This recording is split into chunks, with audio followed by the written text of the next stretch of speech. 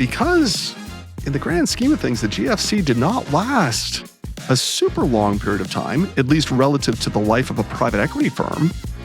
Those PE firms, even the Walking Deads, were able to rehabilitate themselves in a lot of different ways coming out of the GFC. And in certain cases, not only were they able to recover, but they were able to go out there and raise substantially larger funds. 1, 2, 3, 4. Welcome to the Small Business Mentor podcast, where we shine a light on the black holes of business growth with your host, Alan Pence. In each episode, we explore the leaps and bounds entrepreneurs make as they push their businesses beyond the 1 million mark into the realm of professional sustainable growth. Stay with us as we navigate the journey from brute force to finesse. Today on the pod, we have very special guest, Steve Wiesner. We were just talking about this. He's both a Canadian and an American, and a former PE guy, and now a small business owner. So he is divided against himself in multiple places. So happy, and we're recording this on Canada Day. So happy Canada Day, and thanks for coming on the pod, Steve. Thank you very much, sir. I appreciate that. Happy to be here. I appreciate the opportunity. Yeah, so Steve, your main company now is Watershed Associates. So why don't we talk a little bit about your journey into buying a small business and what it does, and then we'll touch on the PE stuff after. Sure, absolutely. Let's start with what it does. That's the easy part because the journey is a little bit more convoluted. But Watershed has been around now for nearly 30 years. It is a company that has been focused on negotiations training and only negotiations training since the very beginning, primarily procurement and supply chain focused in terms of our client base. But we've worked with companies and organizations around the world. We've worked with everyone from NASA and the FDA, OMB on the government side, to Chevron and Halliburton and Medtronic on the corporate side, and delivered in 40 countries. So it's a small business, but we are very global in our focus. Multi-language capability as well, and facilitators increasingly spread around the world. So it's a really nice little company. How we got here is a very, again, convoluted story that probably goes beyond the scope of our conversation today. But the quick and dirty of it is I became an entrepreneur a little bit over 10 years ago. 2012, end of 2012 into 2013 is when this journey began, actually starting a business. So originally, I started a software company. That was the catalyst for me making the shift, building software that was used to facilitate M&A deals for middle market investment banks, private equity firms, lenders, et cetera, different way to market those transactions. And one thing led to another. Again, I'll spare you the gruesome details now. That business did not end up being successful, but probably around 2017 or so, we started our pivot into the training world. And that's where Peloton Document Solutions became Peloton RPM, and learned a whole bunch throughout that journey as well. That training business was more sales focused, sort of sales training, leadership, communication. And that business is still around, but Watershed has become the lion's share of what we do. And that acquisition was closed on August 29th of 2022. So almost 2 years ago. Right. And give it any details about how many employees, revenue, margins, what can you tell us? I don't never go into details on the latter two, but we're around 20 people now spread around the globe. So again, small business. And the team has grown tremendously over the past couple of years since we've invested, and more growth to come. We got some really exciting things coming in terms of, again, new facilitators and new markets. A lot of good stuff happening. So thankfully, it's been a very successful transaction thus far. Great. And so the model is in-person delivery. Talk a little bit about the model for the delivery of training. That's a great question. The answer is absolutely yes. The reason it is such a great question is because, again, I spent a bunch of years of my life in the software business and have always had this interesting thought process in my mind about merging technology together with live facilitation. There's a lot of interesting debates that go on in the training industry about software-only solutions versus live on-prem in-person delivery. We at Watershed are massively focused on the latter. And Again, I don't want to go too far down this rabbit hole because I could start geeking out over training. My personal view is I think, especially in an AI driven world, so much of the value that gets delivered through training is experiential. And especially when you're focusing on negotiations, for instance, as we do, where at least until the robots take over and put all of us in 6 feet under, we are negotiating with people, having that face to face or virtual. We deliver virtually as well, but having the live workshops, live learning experiences, I actually think is a tremendous differentiator. So certainly we're integrating technology into our delivery. We've got e-learning. We're building out some tremendous e-learning capabilities as well for pre-workshop, post-workshop. But live will continue to be the cornerstone of what we do. I think that's really what allows us to add as much value as we have for all these years. And your kind of engagement, is it something where you'll engage with a company for a long period of time? Or is it like, hey, I'm going to do a 2-month project? Like, how do the contracts usually work?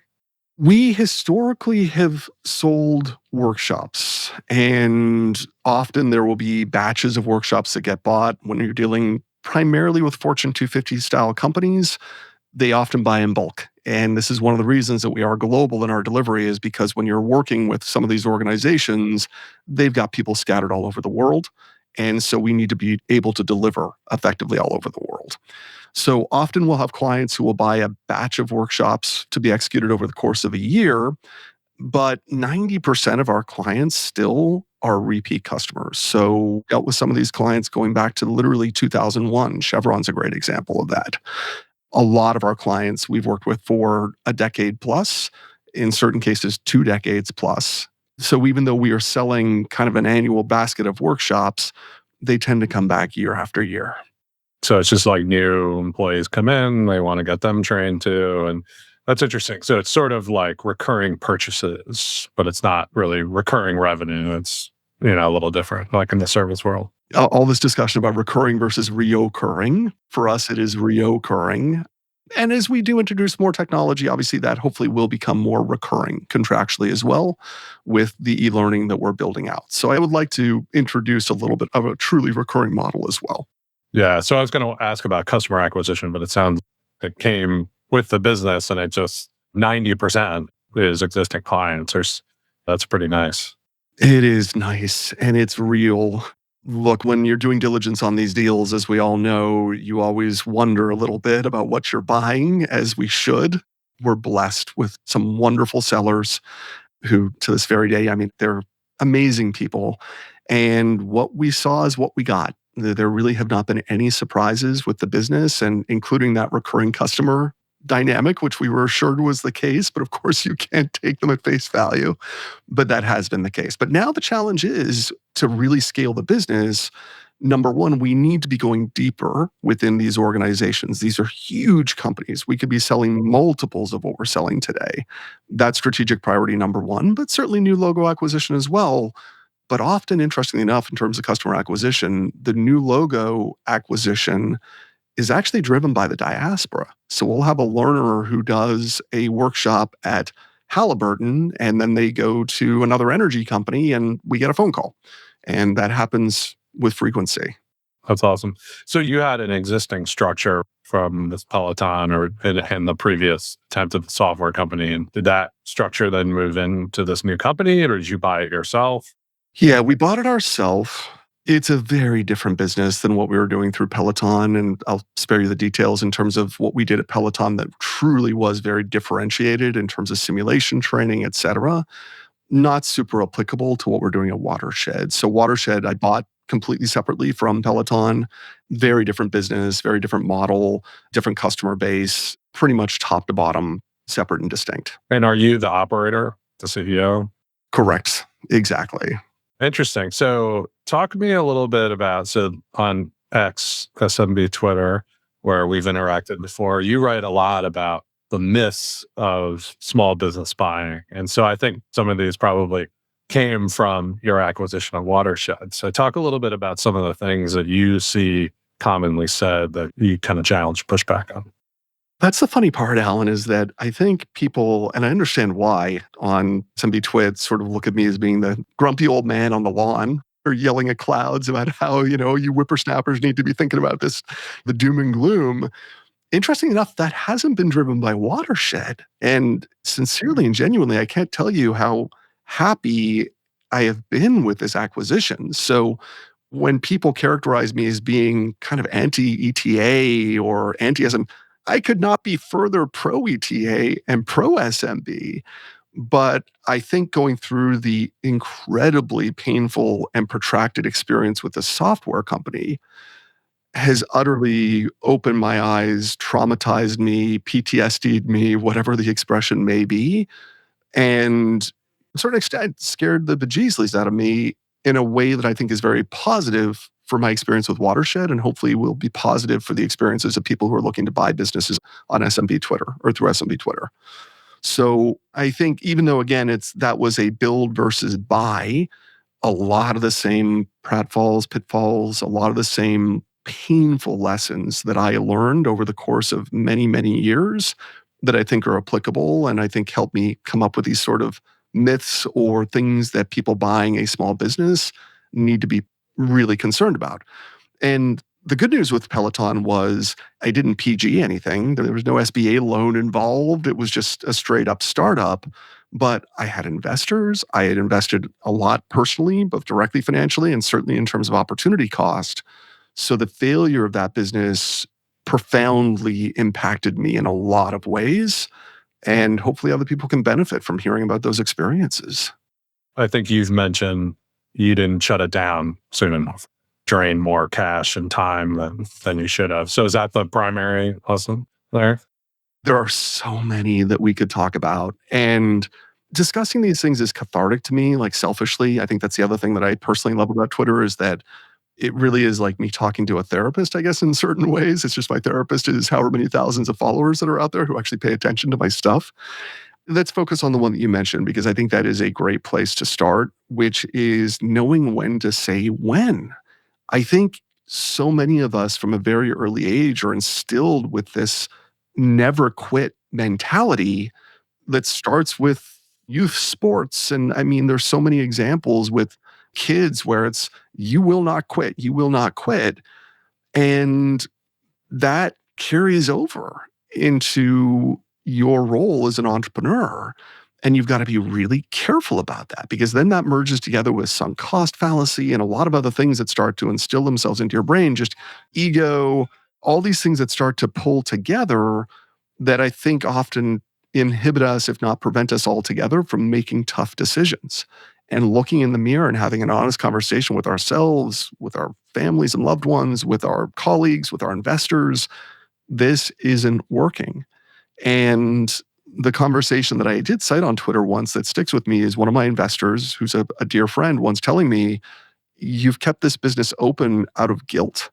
And to this day, that statement emotionally impacts me because there was a lot of truth to that. Not guilt because there was any wrongdoing or anything like that. It just didn't work.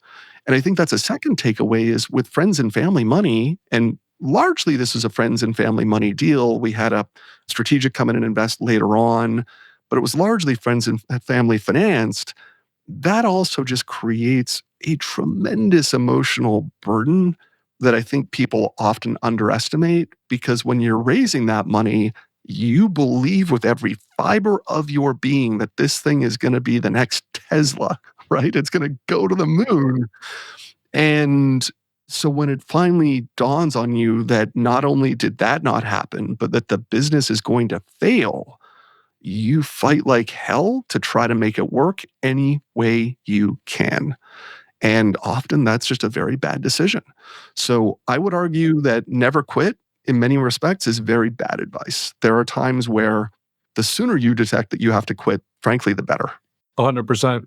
One of the other things you've written about, and me as well, is that when you personally guarantee debt, maybe your options to quit are a lot more constrained. So at least in a venture style, the reason you're taking venture style risk is because you're using other people's money and you're not using guaranteed debt. So the caution is really, hey, don't be taking anywhere near that level of risk if you're buying a company with that kind of debt. But I think where that comes together as well, and I know there's a lot of sort of controversy or discussion on Twitter regarding what the default rates actually mean when it comes to 7A loans. And some people appropriately lock onto the fact that you cannot default and still have a terrible personal outcome with these loans. And you could be burning through personal savings just to make those payments, despite the fact that business, for all intents and purposes, is defunct. There's a lot of things that happen that you can and will do to prevent those defaults from happening that can have a materially negative impact on your financial position, your life. And again, one of many reasons that people need to take those PGs incredibly seriously. And this is one thing where I think I do cross the line sometimes. Sometimes I think I write in a way that implies that people who are about to sign a PG are not taking it seriously. These people, of course, are taking it seriously. They're taking it deadly seriously. They're not idiots.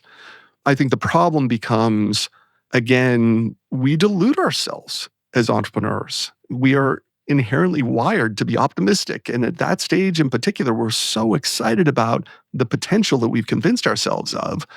Again, every fiber of our being, we believe that it's going to be successful. You need to strip those biases away and be really cold and calculating about what the real risks are before you sign on that dotted line. Yeah. And I think that there's a lot of confusion. So you mentioned ETA, entrepreneurship through acquisition. And I think there's multiple versions of that phenomenon. And so I think the traditional version was, hey, I'm graduating from Stanford Business School and I'm going to go get a bunch of investors and buy a big business and then try to grow it. And that was one form of ETA.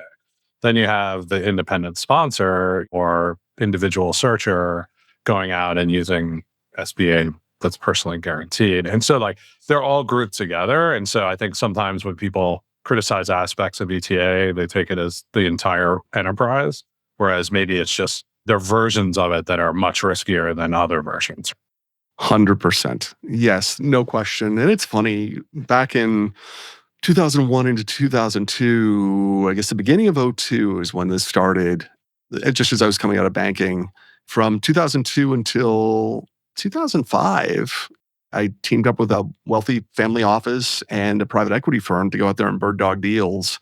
So to a certain extent, I was a searcher / independent sponsor / finder, whatever the label was.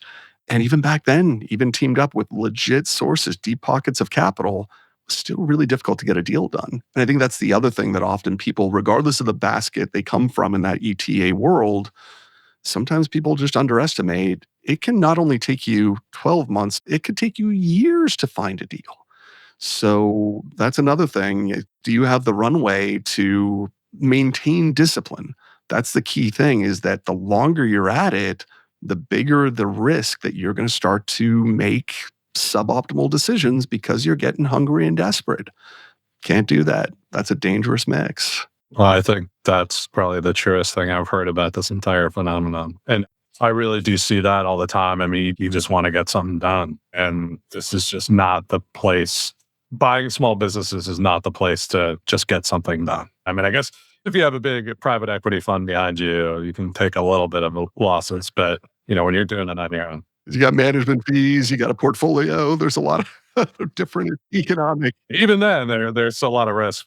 But I do think what you see is a lot of times, my take is the people who really do it well, some are lucky, but they're incredibly determined people. And they really drive to that.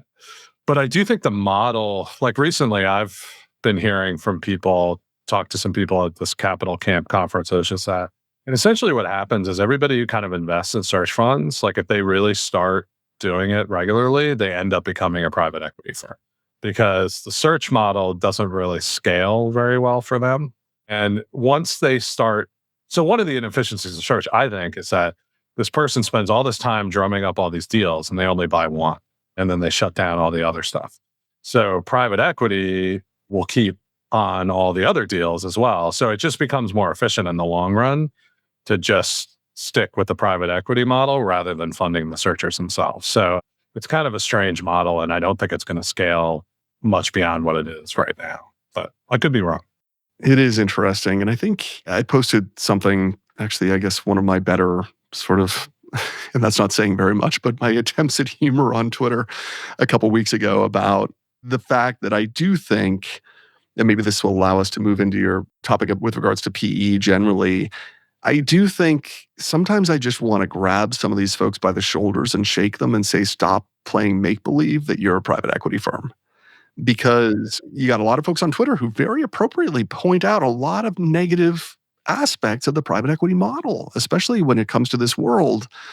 And yet they basically, for all intents and purposes, look and sound as if they're a private equity firm. And I don't know if that's irony or not, but it's striking sometimes the disconnect there, because I think searchers do have such a wonderful opportunity to position themselves as the anti-PE buyer, and yet they call themselves Stone Rock Capital or whatever it may be.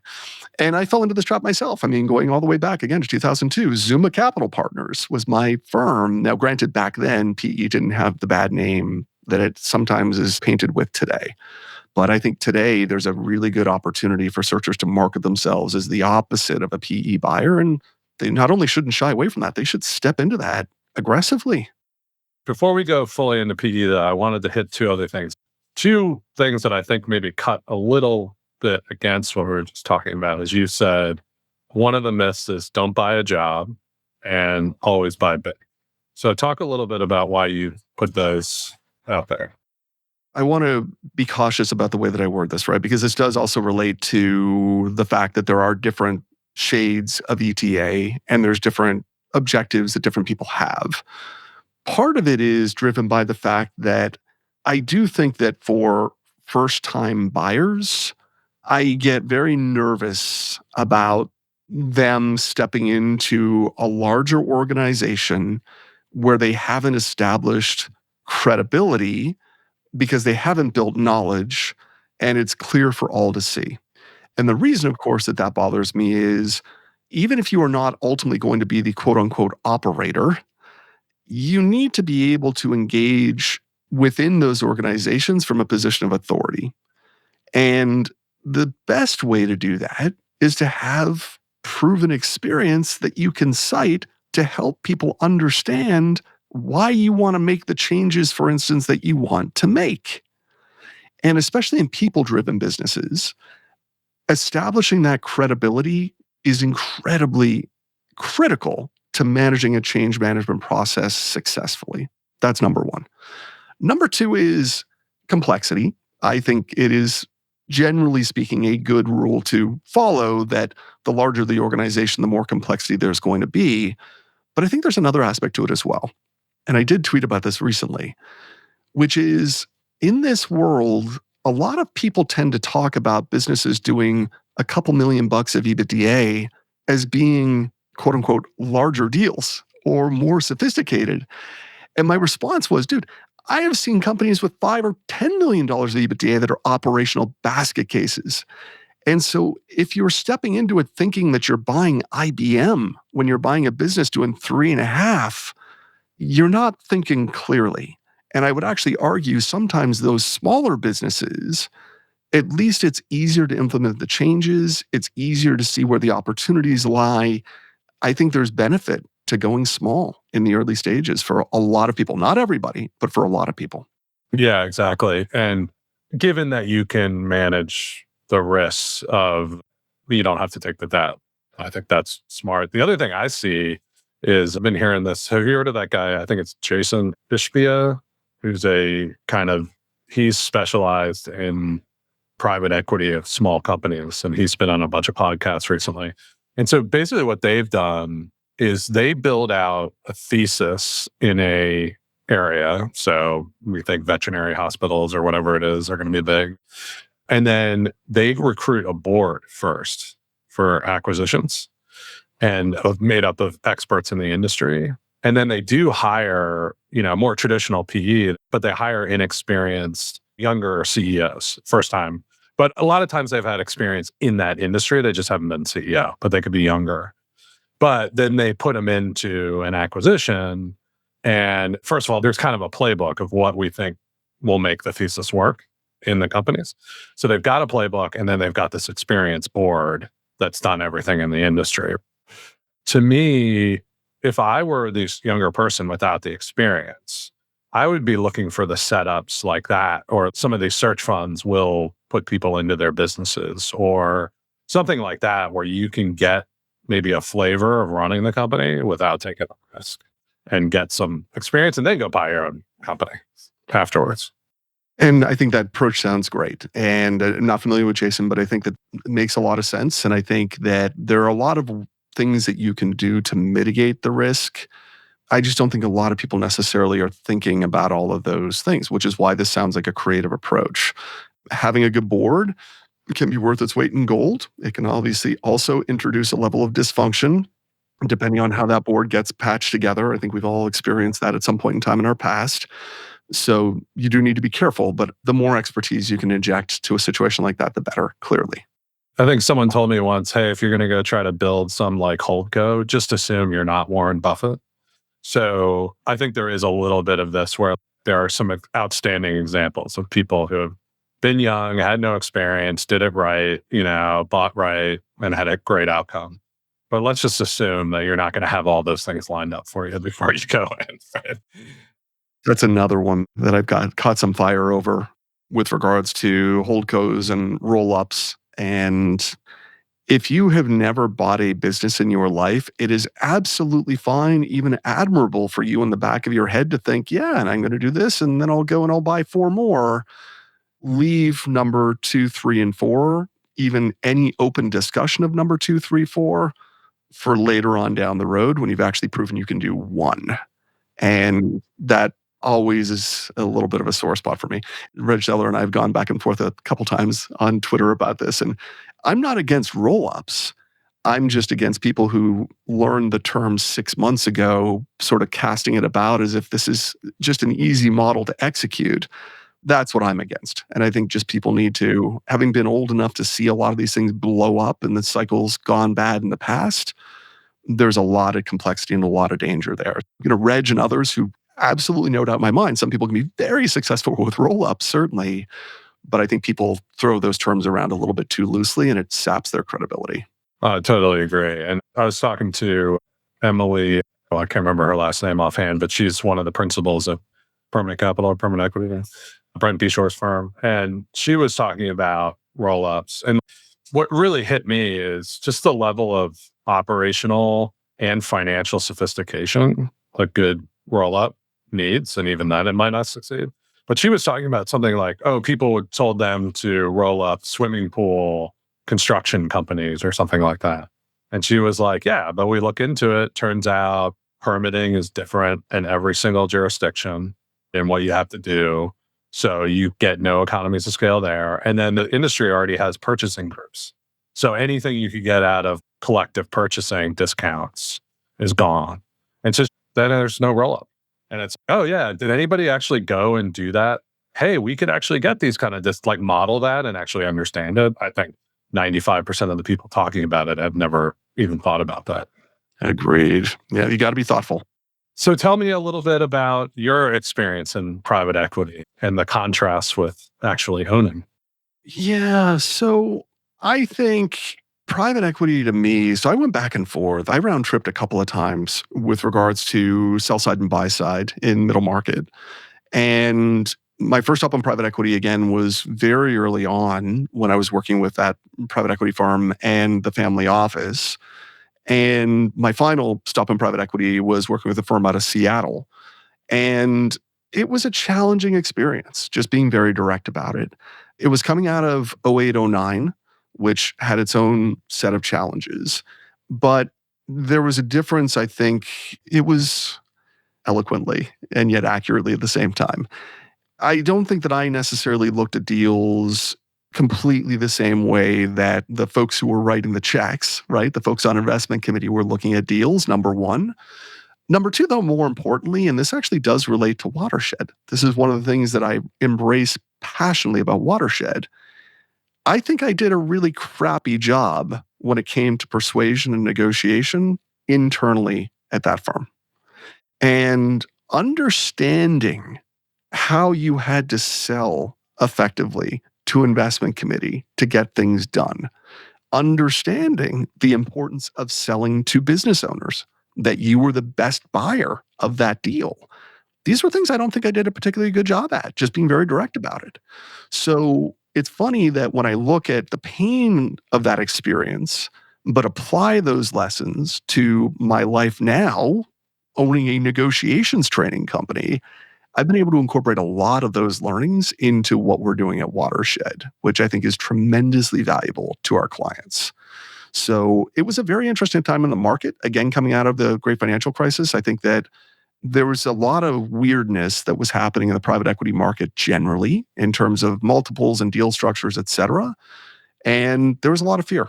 And you really wanted to be extra cautious. And I think that's another area where I think I struggled a little bit was you absolutely did not want to screw up because there had been so much carnage coming out of the GFC that for me, I think that that led to some analysis paralysis at times, which is something else that I've talked about on Twitter. Now, I would say private equity is probably in another period of crisis currently. I mean, I think there's been a lot of data coming out about, vintages in the last few years have not been paying cash out. And they obviously bought way high. And then, they got the high rates now. So it's harder to lever up deals, more expensive. And the market is still crowded with people. So I think probably in contrast to the GFC, there was like this massive downdraft, right? And then this opportunity to buy afterwards. I just don't feel like we've had that, right? So we have this long kind of grinding cycle where value, they're still saying that the marks are this and they're not, right? The public market equivalents are down 30, 40%. And just strikes me that we're in for this slow moving disaster for private equity over the next 4 or 5 years.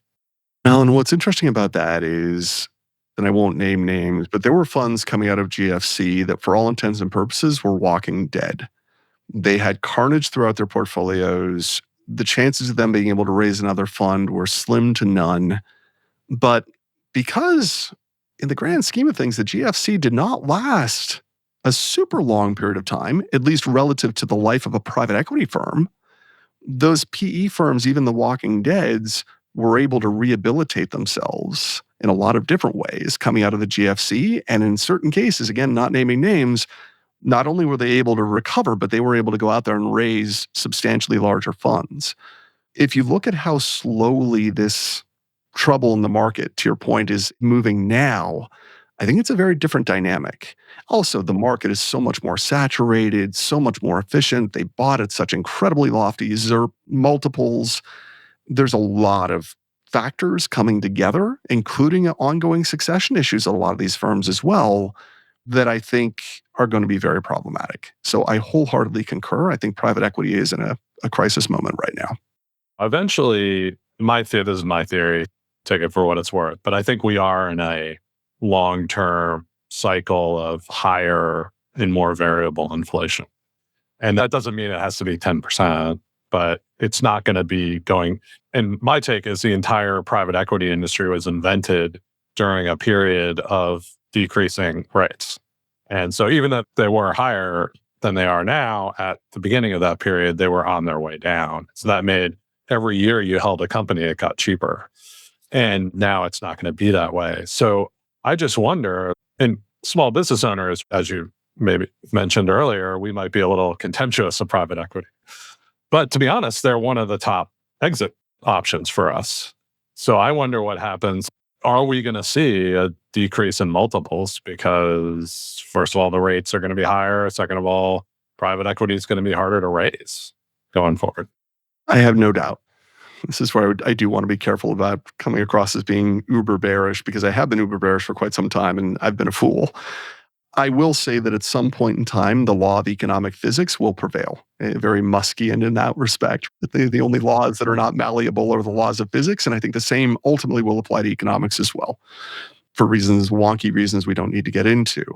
But I do think ultimately you are going to see multiples contract. I think you're right. For all intents and purposes, you've had a 30-year run where when you're buying a company, you can basically expect that 30 to 40% of your return is going to come from multiple arbitrage simply because there's a negative correlation between interest rates and multiples.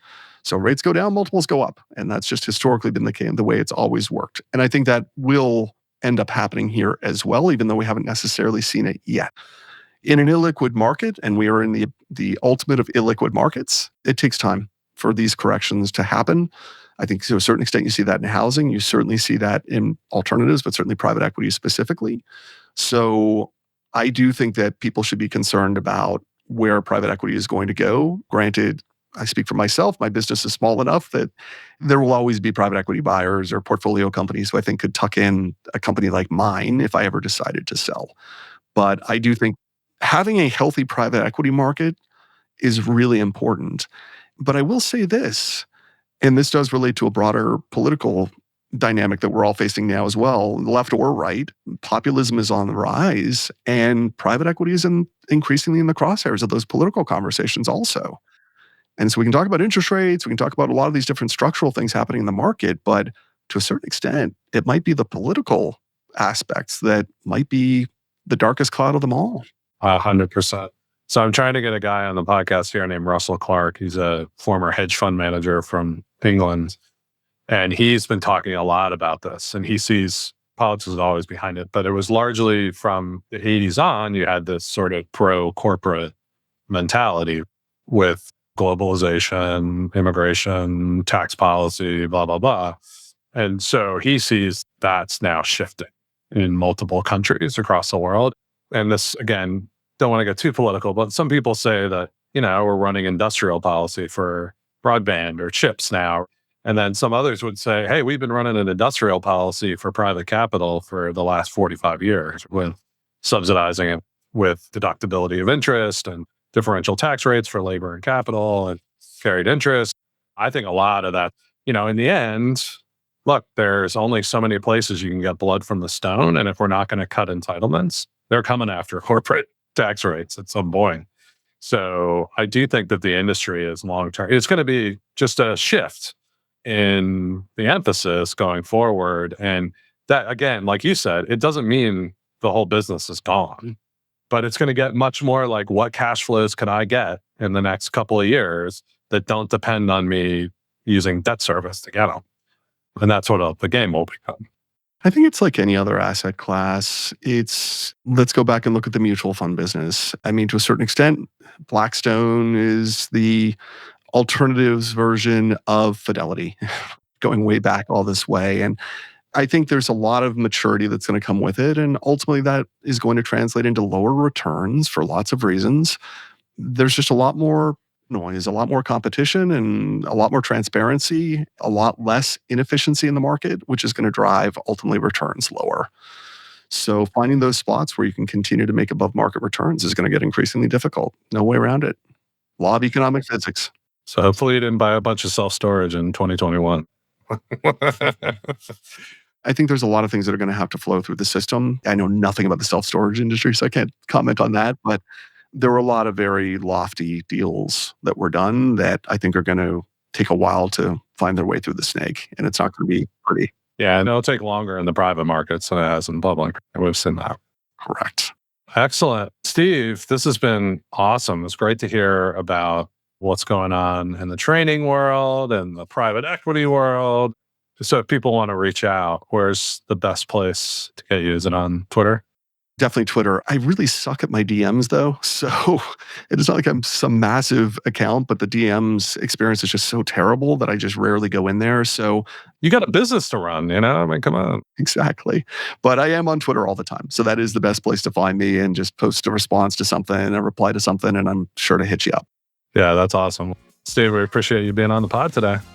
Alan, likewise. Appreciate you having me. This has been a lot of fun. Thank you so much. Thanks. You've been listening to the Small Business Mentor podcast, brought to you by Alan Pence.